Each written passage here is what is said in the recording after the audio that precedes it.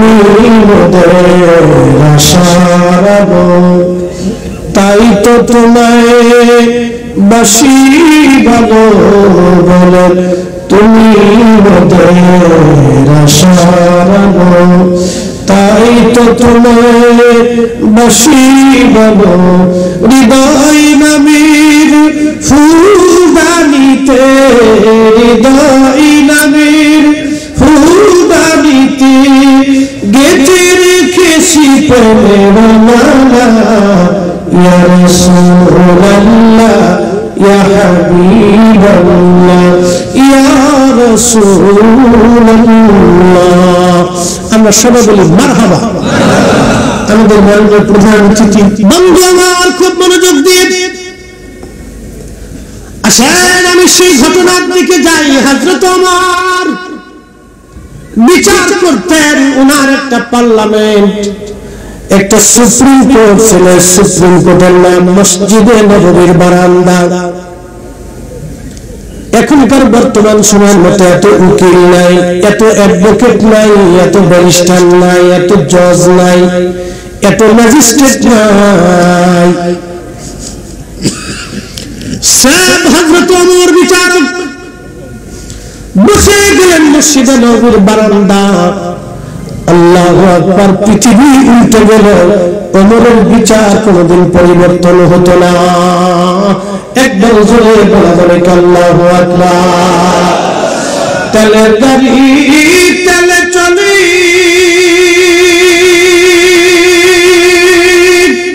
হাওয়ার গাড়ি হাওয়ায় উড়ে, বিনা তেলে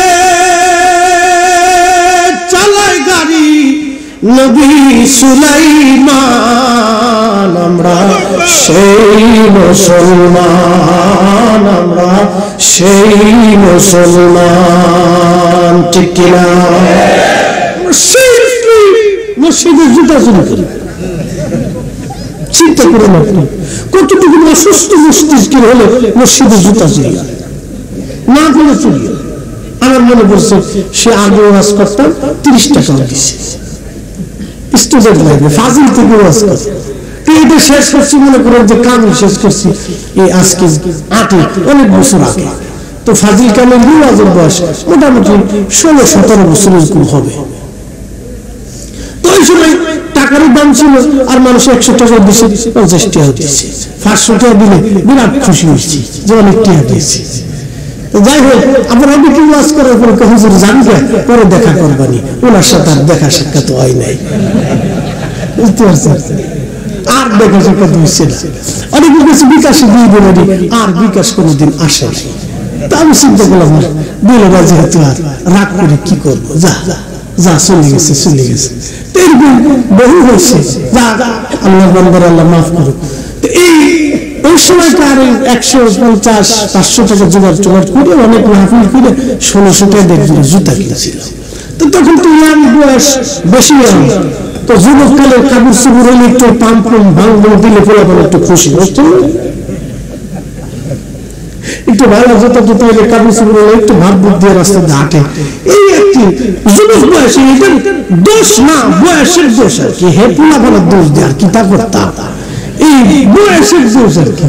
তো ওই সময় একটু ভাগ বুক দিয়ে স্টেজে আইসি, জুতা টুতা পরে স্টেজের নিচে জুতা রেখে ওয়াজ টোয়াজ করছি, দোয়া খায়ের করে নামি দিয়ে আমার জুতাই নাই। হাই হাই নাই দিয়ে যে বললাম তোমার আল্লাহ দোয়া লোক আমার জুতা জোড়া দিয়ে যায়। আর জোরে ভাই সিরাজ মুসলিমকে বলছি আমার সিরাজ বলে এক প্লাস্টিকের স্যান্ডেল আছে নিয়ে যাবে, আমি দেখ নাই আমার সাথে কানা মামা মালা। এরপর থেকে আমি 150 টাকা জুতো কিনতাম, যা যা শুনে নিয়ে যাবে এবার 150 টাকা জুতা। এই অবস্থা। শুনেন, আমি কেন এটা বললাম আপনাদেরকে, মসজিদে জুতা চুরি করা এটা একবারে হীনতম ছোটমুখী কাজ। কথা ঠিক কিনা? ছোটমুখী কাজ। বাপরে, আমি এই কথা দিয়ে একটা কথা বুঝাইতে চাচ্ছি যে আমরা সামাজিক ভাবে এখনো সচেতন না, ভালো হতে পারি নাই। ফিলিস্তিন আর ইসরায়েল যুদ্ধ হচ্ছে না, ফিলিস্তিনের নারীদেরকে দেখেন তো আপনি, খবরে দেখবেন, টেলিভিশনে দেখবেন, মিডিয়াতে দেখবেন, ওদের নারীরা মরে যাচ্ছে, গুলি খাচ্ছে। চোখের সামনে বাচ্চা, হাত নাই, চোখ নাই, পা নাই, মাথা নাই, মরে যাচ্ছে কোলের ভিতরে, কিন্তু মহিলার বুরকা ছুটে নাই। কি কথা বললেন? বুরকা ছুটে নাই। আপনি আশ্চর্য হবেন, এগুলো আমাদেরকে বুঝার অনেক কিছু আছে, বুঝতে হবে, খালি শুনলে হবে না। একটা নারী বুরকা ছুটে নাই, হেজাব ছুটে নাই, মুখ বের হয়ে গেছে, এটা তাদের সিচুয়েশন। হেজাব ছুটে নাই, সে বুরকা পরে রয়েছে। নারী একটা যুবতী নিয়ে সে বুরকা পরে রয়েছে, মরে যাচ্ছে, ভাই মরে যাচ্ছে, বাপ মরে যাচ্ছে, বুরকা ছুটে নাই। এর অর্থ হচ্ছে কি জানেন? ওরা পরিবারের ছোট্ট থেকে, পরিবার থেকে, শিকড় থেকে এগুলি শিখায় শিখায় শিখে শিখে বড় করে তোলে। এগুলো আমাদের বাচ্চাদেরকে উচিত শিখার থেকে নামাজ শেখানো, সালাম শেখানো, আদব শেখানো, লেহাজ শেখানো, ধর্ম শেখানো, কোরআন শেখানো, মিথ্যা না বলা শেখানো, হালালের পথে শেখানো, হকের কথা বলতে শেখানো এবং সঠিক যেটা ন্যায় সেটা শেখানো। এগুলো যদি আমাদের বাচ্চারা ধীরে ধীরে শিখতে শিখতে বড় হয়ে ওঠে, তখন সে এই অন্যায় ব্যক্তির সহ্য করতে পারবে না। কি কথা বলেন, ঠিক কিনা? ও মনে করে মিথ্যা বলবে না। আপনি দেখেন জাপান, ওরা অধিকাংশ বৌদ্ধ নাস্তিক, চীন বৌদ্ধ নাস্তিক, এই অস্ট্রেলিয়া, ইউরোপ, ওদের বাচ্চারা, ওদের মায়েরা ল্যাংটা হয়ে থাকে, অর্ধলিঙ্গ, বাচ্চারা অর্ধলিঙ্গ। ওদের পুরুষরা অর্ধলিঙ্গ, বিয়ের আগেও বাচ্চা কাচ্চা হয়। ওদের শিশু সামাজিকতা যেটা, এটা বলতে ও ধর্মকর্ম তেমনরা এটাকে প্রাধান্য দেয়। কিন্তু দেখবেন ওদের দেশের মানুষ আমে ফরমালিন দেয় না, খাবারে ভেজাল বাঁধায় না। আপনার এই মধুপুরে মাহফিলে গেছি, টাঙ্গাইলে, বললাম ভাইরে ঢাকায় বাচ্চা কাছে আনারস খাবো, তো বাগান থেকে আমার দুটো আনারস কিনে দেন, আমি টাকা দিচ্ছি ভাই, আনারস ভালো দেখে কিনে দেন, একবারে সাতটা জিনিস কাঁচা জিনিস নিয়ে বাচ্চারা খাওয়ায় ফরমালিন ছাড়া। হুজুর লাভ নাই, ঢাকারটাও যা বাগানেরটাও তা। কারণ কি? গাছের মধ্যে লেগে দিচ্ছে। চিন্তা করতে পারছি, তাহলে ভালো করবে হবে বলে। এই জন্য ঢাকা শহরে দেখবেন অধিক কিডনি সমস্যা, লিভারের সমস্যা, ব্লাড ক্যান্সার, হার্টের সমস্যা। হার্ট সিদ্ধ হয়ে গেছে। কেন সিদ্ধ হবে হার্ট? আগের যুগের মানুষ 60 বছরে হার্টে কিছু হচ্ছে না, 99 বছর বয়সে 100 বছরের মানুষ যুদ্ধ করছে। এখন 30 বছরের একটা ছেলে জন্ম নিয়েছে, পেটের ভিতর থেকে হার্ট সিদ্ধ হয়ে গেছে। এগুলি কারণটা কি? এই সব খাবারের ভিতরে ভেজাল। খাবারের ভিতরে ভেজাল দিল কেনা? জিনে দিয়ে গেছে না, ফেরেশতাও দিয়েছে না, আমার আপনার ভিতর মানুষ দিয়েছে। তার মানে বুঝে গেল যে মানুষগুলি খাদ্যের মধ্যে ভেজাল দিয়ে আমার দেশের মানুষকে অসুস্থ বানাইতেছে, আল্লাহ কসম করে বলি ওরা মানুষ হইতে পারে নাই, ওরা শুয়োরের চাইতে নিকৃষ্ট। কথা বল ঠিক কি? ওরা শুয়োরের চাইতে নিকৃষ্ট। ও মানুষের বাচ্চাই হতে পারে না, ও মানুষই হতে পারে না। ও মানুষ কি হবে? ওই টাকা দিয়ে লক্ষ প্রতিবার হজ করলেও হজ হবে না, 1000 বছর সেজদায় পড়ে থাকলেও সেজদা হবে না। এই কথা বলে ঠিক কিনা? মসজিদ বানিয়ে দিলেও 1 টাকার সওয়াব হবে না। একে কি করে বোঝাবো বলে? দিব্যি খাওয়াচ্ছে, বিড়ি মানুষ খুব মজা করে খায়। ভক্ত অধিদপ্তর খুঁজে দেখলো যে বিড়ির ভিতরে এমন ওষুধ দেওয়া হয় যে খুব টেস্ট। আমি ওদের সাথে মাঝে মধ্যে ফেসবুকে দেখি, আমার কাছে ভালো লাগে। দেখলাম এসব সবাই ধরে নিয়ে আসছে, দাঁড়া আপনারা তো বিড়ির ভিতরে দেন, এগুলো বিষ, তো আপনাদেরকে দেই, আপনারা খান, কারণ আমরা খাবো না। নিজেরা যেহেতু খেতে চান না বিষ, মানুষকে খান কি করে? আপনারা মানুষ না জানো।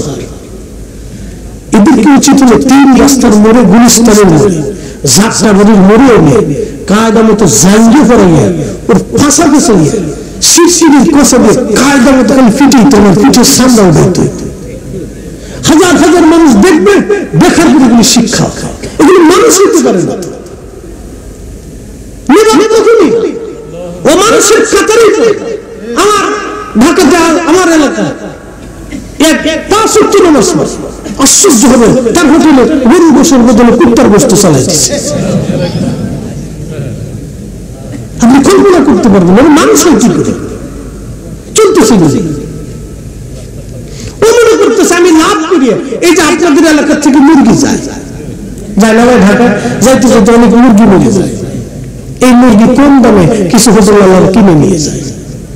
আউযুবিল্লাহ না বিসমিল্লাহ না মুরগি হারাম, ওদের সুন্দর করে ফ্রাই ট্রাই করে একবারে আল্লাহর ওদের চালাই দিছে। যারা কিনতেছে তারা তো জানে না, কিন্তু যে বিক্রি করতেছে সে তো মুসলিম। বলেন তো ওই টাকা দিয়ে সে গরু কিনে খাবে, খাসি কিনে খাবে, বাজার করে খাবে, হালাল না হারাম? না একসাথে বলে আরো জোরে, ওই টাকা দিয়ে হজে চলে যাবে, হজ হবে? হ্যাঁ যারা বলেন হবে, এই তো বুঝে গেছে নামাজ, বুঝে গেছে।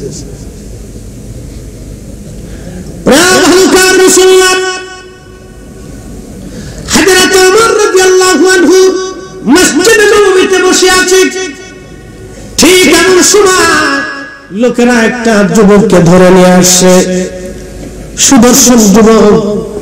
লোকেরা বলল, আমিরুল মুমিনিন তার ফয়সালা করে দেন, সে আমাদের বৃদ্ধ বাবাকে হত্যা করেছে, মার্ডার করছে। ইচ্ছা করে যদি আপনি নিরাপরাধ করে মানুষ মেরে ফেলে দেন, কোরআন বলে মান কাতালা নাফসান বিগাইরি নাফসিন আও ফাসাদিন ফিল আরদি ফাকান্নামা কাতালান নাস জামিয়া। একজন নিরাপরাধ মানুষ যদি আপনি মারেন, হিন্দু না মুসলমান, বৌদ্ধ না খ্রিস্টান না, কোন ধর্ম কোন দেশ, আল্লাহ এটার কথা বলেন নাই, আল্লাহ মানুষের কথা বলেছেন। নিরাপরাধ মানুষ যদি আপনি মেরে ফেলে দেন, আল্লাহর কোরআন বলতেছে তামাম জগতের মানুষ মেরে ফেললে যে গুনাহ, একজন নিরাপরাধ মানুষ মেরে ফেললে সেই পরিমাণে গুনাহ আপনার আমলনামায় চাপাই দেওয়া হবে, অর্থাৎ আপনার জাহান্নাম ছাড়া আর কোনো রাস্তা নাই। এত কঠিন গুনাহ নিরাপরাধ মানুষ মেরে ফেলে।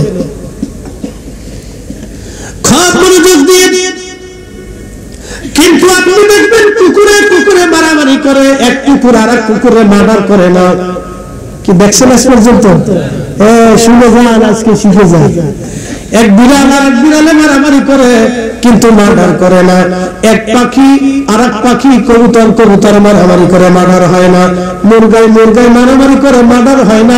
মুরগি মুরগি মারামারি করে, মার্ডার হয় না। বন্ধু উঠে উঠে মারামারি করে, মার্ডার হয় না। গরু গরু মারামারি করে মারা হয় না, ছাগল ছাগল মারামারি করে মার্ডার হয় না, কিন্তু মানুষ মানুষের মারামারি করলে মার্ডার হয়। কথা বলেন না কে? তার মানে বুঝে গেল আমরা মানুষ হইতে পারি না। আল্লাহ যে মানুষ দুনিয়াতে পাঠাইছে, মানুষ হইতে পারি নাই। যে মানুষ হতে বলছে সেই মানুষ হতে পারে নাই। এই মানুষ বানানোর জন্য আল্লাহ নবী 23 বছরের জীবনে খেয়ে না খেয়ে কষ্ট করে না ঘুমিয়ে সারাটা জীবন পার করছে। সাহাবায়ে কেরামের জীবন চলে গেছে, কত সাহাবী খোদায় খোদায় খোদায় খোদায় কত রজনী পার করছে। আমি নবী না মানিলাম, কি যে ভুল করিলাম, ভস্মে ধারিলাম ঘি, মানুষ হইয়া ভবেতে আসিয়া মানুষের করিলাম কি, মানুষ হইয়া ভবেতে আসিয়া মানুষের করিলাম কি।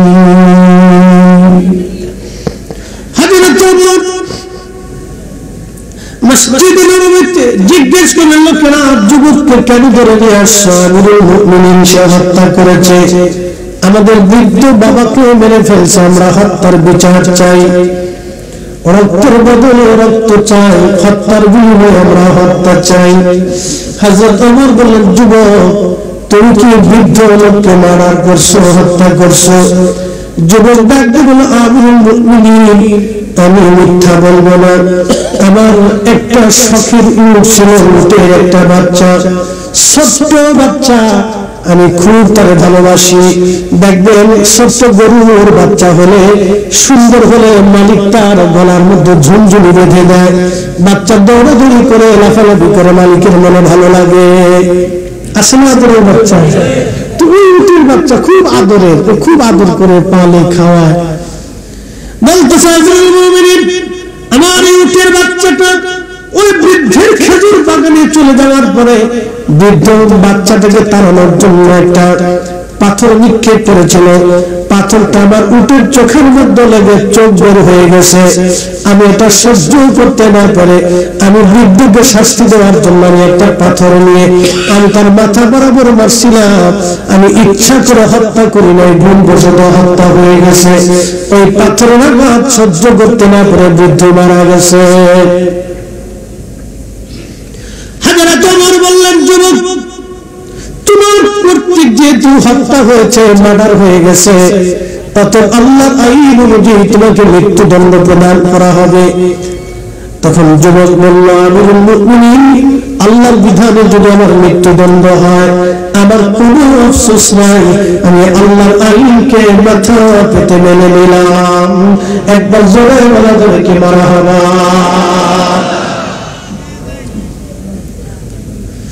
হযরত ওমর ডেকে বললেন, তোমার মৃত্যুদণ্ড দিয়ে দিলাম। যুবক ডেকে বলল, আমিরুল মুমিনিন, মৃত্যুদণ্ড আমাকে দিবেন, মৃত্যু দিবেন, আমাকে শুলে চড়াবেন, ফাঁসি দিবেন, নতুন আমার গলা কেটে ফেলবেন, কিন্তু আমাকে তার আগে 3টা দিন আপনি আমাকে জামিন দেন। বলে, যুবক রে, জামিন দিয়ে তুমি কি করবা? বলে, হুজুর, আমার বৃদ্ধ বাবার ইন্তেকালের সময় আমার এবং আমার ছোট ভাইয়ের জন্য কিছু সোনা দানা টাকা পয়সা জমা করছিল। ওই টাকা সোনা দানাগুলি আমার অংশটুকু আমার আব্বা আমাকে বুঝিয়ে দিয়ে গেলেন। আমার ভাইটা ছোট ভাই আমানতটা আমার আব্বা আমাকে বুঝিয়ে দিয়ে গেছেন। আমি আমার ছোট ভাইয়ের আমানত একটা সিন্ধুকের মধ্যে করে মাটির মধ্যে পুঁতে রাখছি। ও বড় হলে ওই সম্পদগুলি ওকে আমি বুঝাই দেব। আজকে যদি আপনি আমাকে হত্যা করেন তাহলে আমার ছোট ভাইয়ের আমানত নষ্ট হয়ে যাবে। আপনি আমাকে 3 দিনের বিদায় দেন, যাইতে আসতে 2 দিন, মাঝখানে একটা দিন আমি আমার ভাইয়ের সব আমানতগুলি বুঝাইয়া আমি আপনার আদালতে আবার ফিরে আসবো। একবার জোরে বলা যাবে আল্লাহু আকবার। আল্লাহর কুরআন বলে, ইয়া আইয়ুহাল্লাযীনা আমানুত্তাকুল্লাহা হাক্কা তুকাতিহি ওয়া লা তামুতুন্না ইল্লা ওয়া আনতুম মুসলিমুন।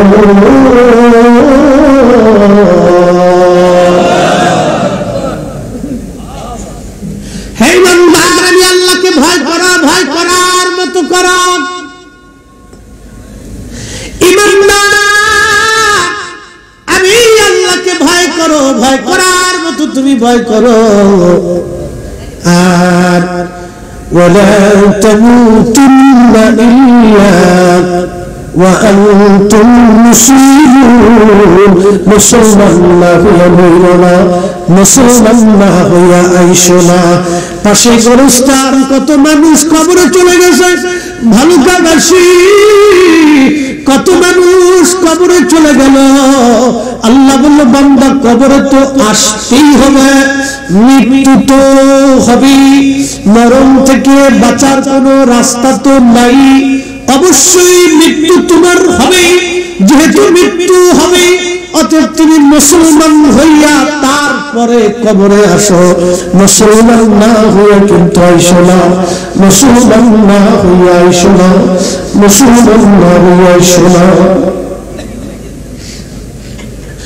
হযরত ওমর ডাক দিয়ে বলতেছে, যুবক, তোমাকে 3 দিনের জামিন দিব, বলো তোমার জিম্মাদারি কে নেবে?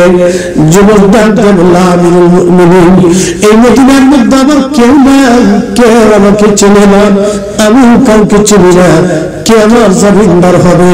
হযরত ওমর বললেন, কেউ যদি জামিনদার না হয় তোমাকে তো আমি জামিন দিতে পারবো না।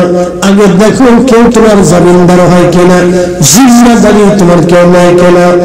এমন সময় নবী বাগানের ভিতরে, সাহাবী বাগানের ভিতরে, রাসূলের সাহাবীদের বাগানের মধ্যে একজন সাহাবী, তার নাম হযরত আবু যর গিফারী রাদিয়াল্লাহু আনহু।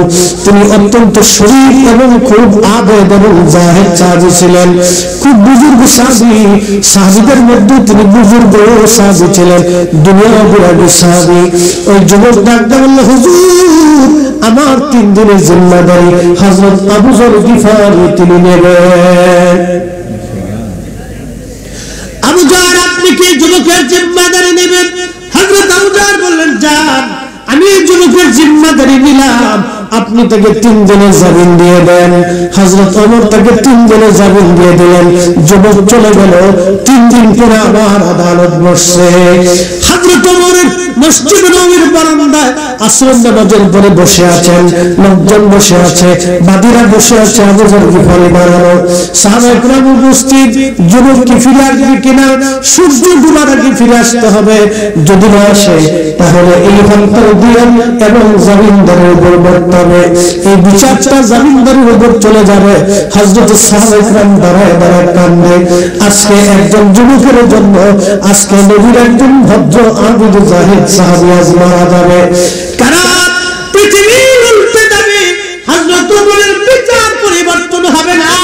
চিৎকার করে ধরে বললেন আল্লাহু আকবার। কিয়ামতের মাঠে আল্লাহর আদালতে আল্লাহর আরশে আল্লাহর ছায়া ছাড়া আর কোন ছায়া নাই। সেই দিন আল্লাহ পাক ওই ব্যক্তিকে আরশে আল্লাহর নিচে জায়গা করে দেবে, যে দুনিয়ার মধ্যে ন্যায় বিচার করত, দুনিয়ার মধ্যে ন্যায় বিচার করত, দুনিয়ার মধ্যে যারা ন্যায় বিচার করত, আল্লাহ তাদেরকে আরশে আল্লাহর নিচে জায়গা করে দেবে। আর যারা দুনিয়াতে অন্যায় বিচার করছে, স্বজন প্রীতি করছে, টাকা নিয়ে বিচার করে দিছে, কিয়ামতের ময়দান তাদের ভয়াবহ বড় কঠিন। ইন্না বাতশা রাব্বিকা লাশাদীদ। আল্লাহর বরাবর শক্ত ধরাবে, আল্লাহর বরাবর শক্ত ধরা। মৃত্যু থেকে কেউ যেমন বাঁচতে পারে নাই, হাসর থেকে আল্লাহর আদালত থেকে নিষ্কৃতির সুযোগ নাই। মরণ থেকে যেমন কেউ বাঁচতে পারে নাই, আল্লাহর বিচার থেকে বিচারের তেমন কোনো সাধন দিতে হবে না। মৃত্যু যেমন সত্য, আল্লাহর বিচার তেমন সত্য। মৃত্যু যেমন সত্য, কবরের জিন্দেগি তেমন সত্য। মৃত্যু যেমন সত্য, হাসরের মাঠ তেমন সত্য। মৃত্যু যেমন সত্য, আল্লাহর আদালত তেমন সত্য। কথা কম ঠিক কিনা? বিশ্বাস আসেনি? 100% পিওর এবং শিওর বিশ্বাস করে কবরে যাবে।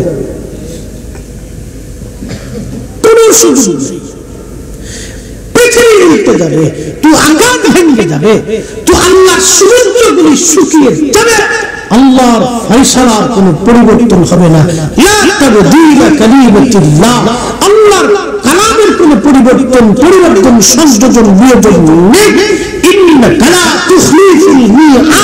আল্লাহর ওয়াদার কোনো খেলাফ নেই, আল্লাহর ওয়াদার কোনো খেলাফ নেই, আল্লাহর ওয়াদার কোনো পরিবর্তন নেই। আল্লাহ যা বলছে তাই হবে। কথা বলে ঠিক কি?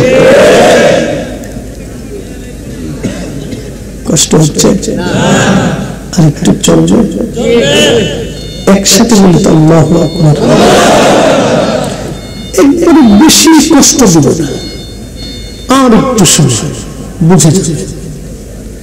হযরত ওমর রাদিয়াল্লাহু আনহু বসে আছে, সূর্য আকাশ পশ্চিমে হেলে ডুবে কুসুম বর্ণ ধারণ করছে, ডুবে যাচ্ছে।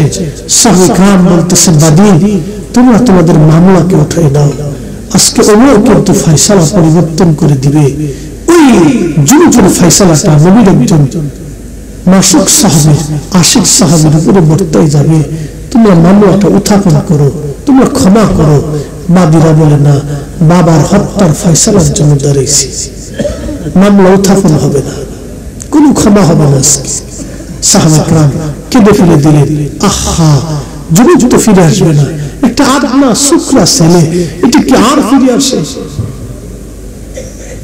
কিছুক্ষণ পরে দেখা গেল যুবকটা খুব দ্রুত গতিতে দৌড়াইয়া দৌড়াইয়া হাঁপাইতে হাঁপাইতে সাহাবায়ে কেরামের মজলিসে এসে সালাম প্রদান করলো। একসাথে বলা যাবে আল্লাহু আকবার। তেলের গাড়ি তেলে চলি,